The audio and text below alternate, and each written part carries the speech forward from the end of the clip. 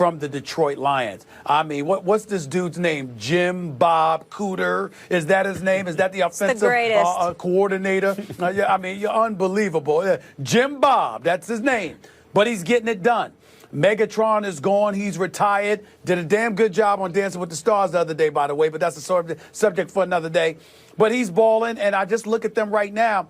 They have no running game. Theo Riddick is supposed to be back today. They hope he'll be back. He's a rough and rugged runner, but they have no elite running game. They rank 30th in the league in the rush. But nevertheless, their offense still manages to get it done. Matthew Stafford has been balling. He's got a QBR of about 70. He's got over 26 to 100 yards passing. He's already thrown about 17 touchdowns, just 5 interceptions. And then you look at a four-headed monster that they give to you. You got this kid Marvin Jones, who's a big, I don't want to say he's a big play receiver. He had big games. His best game was 205 receiving yards against Green Bay earlier this season. No surprise there. But he's your leading receiver in terms of yardage. But then you got Golden Tate, who's having an exceptional season. By the way, scored the winning touchdown, had 11 receptions against Minnesota. This kid Ebron is your tight end spot. This kid can do some things. And of course, just the elder statesman, just a rough rider that manages to find a way to get it done in Anquan Bolden. And so when I look at it from that perspective, and you got 4 dudes as weapons in your passing game, with a guy like Matthew Stafford, who has proven he can come back and win games in the fourth quarter for you, because they've been down in the fourth quarter of every game they've won this year. And this is not the only year he's done it.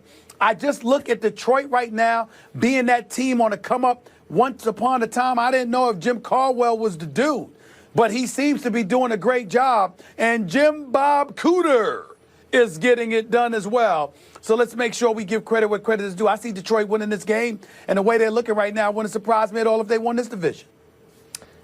Vikings are going to win the game. Vikings are going to win the division. You bring up Sam Bradford and the lack of confidence in him. That's justified. The problem is the Lions' defense is 30th in terms of opponent QBR, meaning they're almost dead last. They're a couple spots from dead last in terms of how they elevate the opponent's quarterback. They're turning every quarterback into a Pro Bowl caliber quarterback, and I expect that would continue against Sam Bradford. So you have to think about Sam Bradford against the Lions as a much better quarterback than he actually is, even given the offensive line problems, even given the problems in the running game as a result of those offensive line problems and Adrian Peterson's injury. The thing about the Vikings that I think people are sleeping on right now is they have been special in the not-too-distant past, as in this season, about 5 or 6 weeks ago. I say this consistently. Only a handful of actually good and bad teams. Most other teams fall in the middle. There was a time where the Vikings looked to be one of the actually good teams, and then they ran into a 4-game losing streak.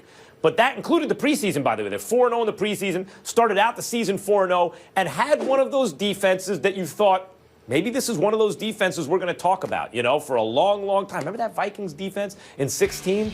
Boy, that was all world.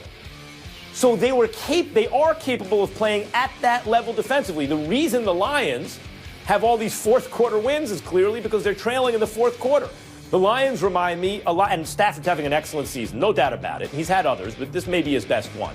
They remind me of my New York Football Giants. You're getting the results because you're winning those games late.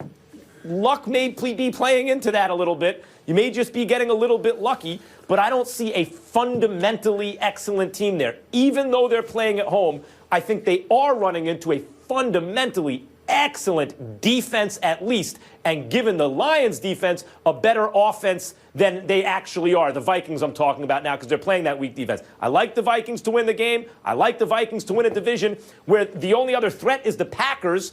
And, I know Aaron Rodgers a couple of years ago, the only other threat, with a rash of injuries, got it together, but that doesn't look like this guy so far this year, Stephen A.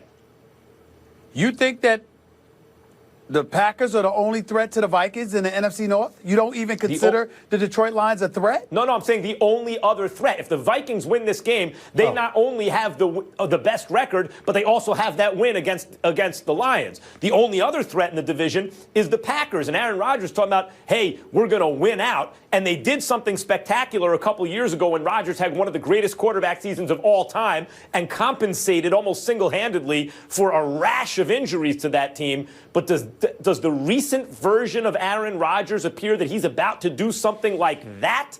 If so, you can't count out the Packers, but I haven't seen evidence for that recently. So I am going to count out. I am going to assume if the Vikings win this game, they win the division.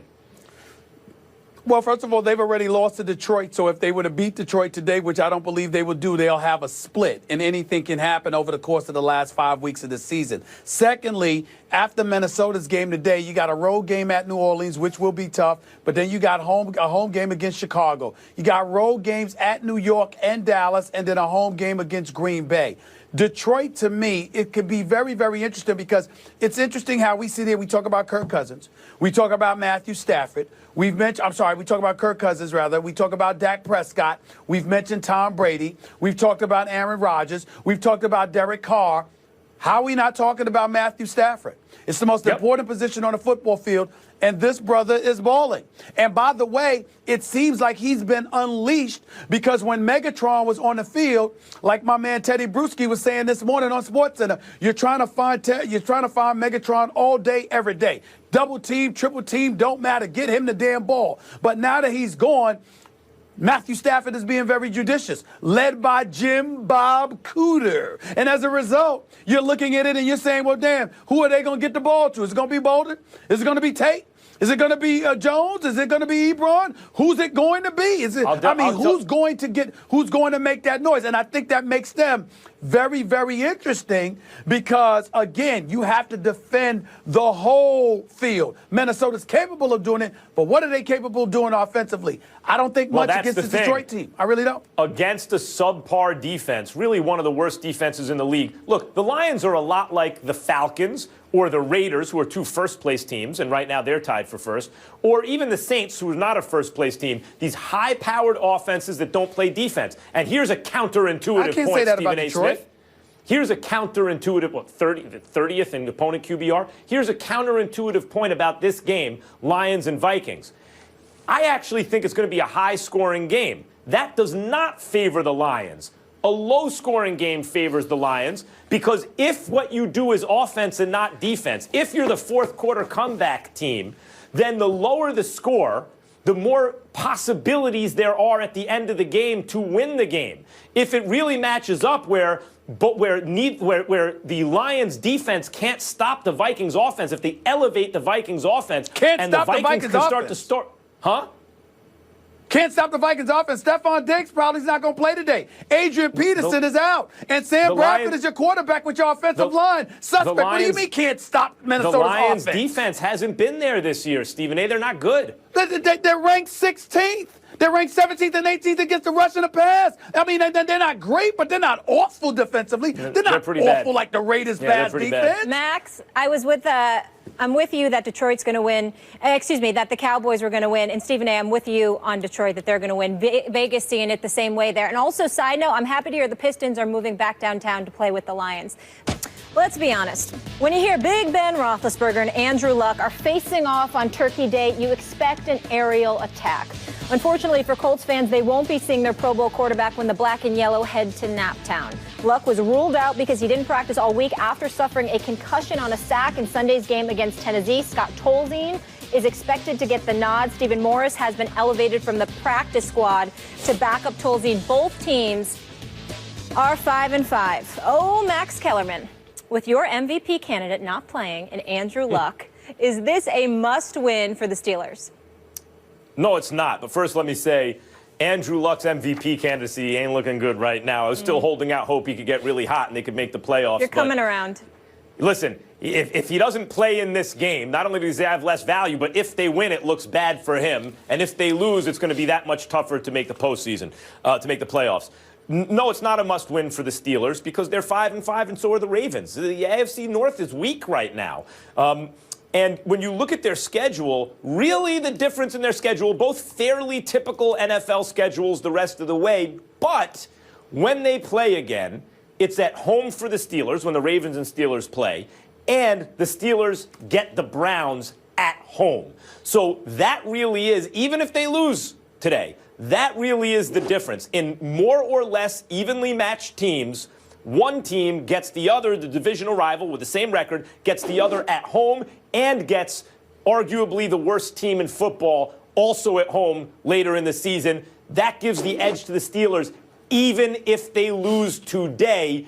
They can still make the playoffs, and so therefore, by definition, it's not a must-win. Max, you need prayer. You're totally wrong on this one, and I don't even understand how you can come to the conclusion that you just came to. Let me be very, very clear. If you're the Pittsburgh Steelers and you can't beat Scott Tolzien, I don't even want to talk about you no more. I mean, if they lose to this dude, we might have to talk about them tomorrow because we're going to revisit the results of today's games. But that's about it. I don't want to talk about the Steelers anymore. Now, you can't beat Scott Tolzien? You can't? Yeah?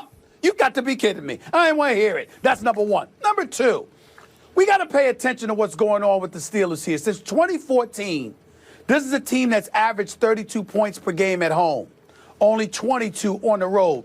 This year alone on the road, 3 points at Philly, 15 points at Miami, only 2 first downs after 3 quarters at Baltimore. And by the way, they're the only offense this season that couldn't put up 2 touchdowns in a game against the Cleveland Browns. I mean, they've got to get this thing right. They're the 23rd ranked rushing attack. How is that possible when Le'Veon Bell is your running back? I don't understand what's going on here. I'd like to see more of Sammy Coates. He's been, he hasn't been utilized as extensively as he was early in the season. 2 broken fingers or an index finger. I don't know what reports are out there that are true, but that's what they were saying. So we've got those issues to deal with. But if you're the Steelers, offensively, you're going up against a team in the Indianapolis Colts that ranks dead last against the pass. And on the defensive side of the ball, you're going up against some dude named Scott Tolzien.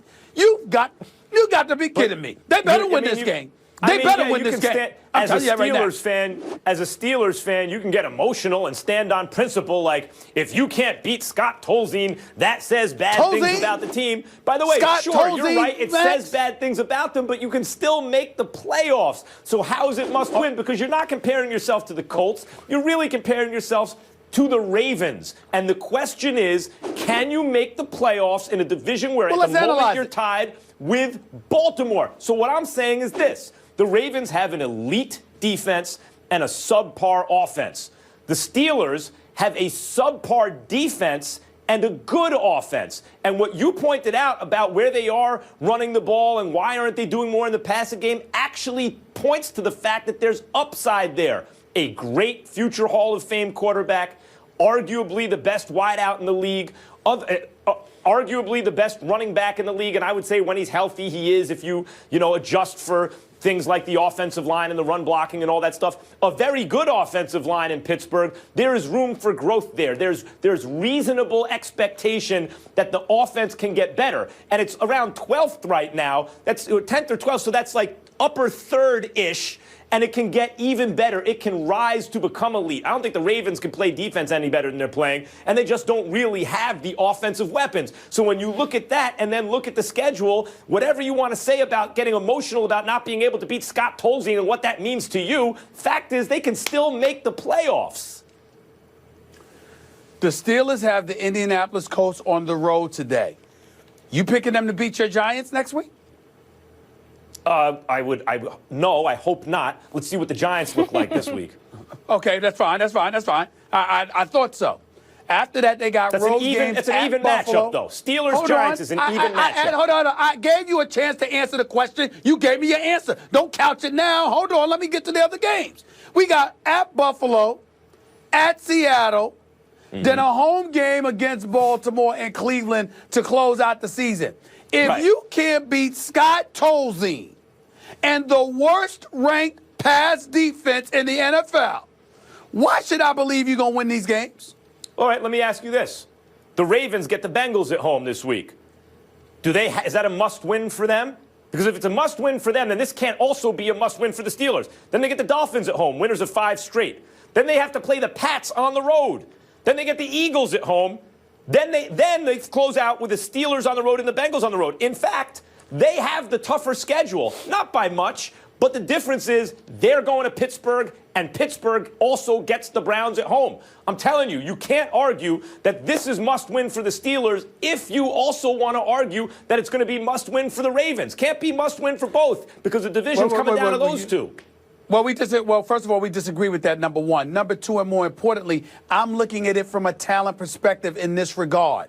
If you can't beat Scott Tolzien, who's also saddled with the worst pass defense in the NFL, what I am simply saying is that I don't have any belief that you'll be able to beat any of those teams to follow on your schedule. I could see Baltimore going back and forth because their defense is their defense, but their offense is somewhat suspect. But what I'm saying about the Steelers is that as suspect as their defense is, everything. Talk about the perfect opponent to have. Pick your poison. Andrew Luck can't play. Scott Tolzien has to fill in. And then on the offensive side of the ball, you've got a defense in Indianapolis that has the worst pass defense, but you've got Antonio Brown and Wheaton and the crew and Jones and everybody and Coates and everybody else. If you can't beat this team tonight, to me, it is an indictment against who everyone thought you were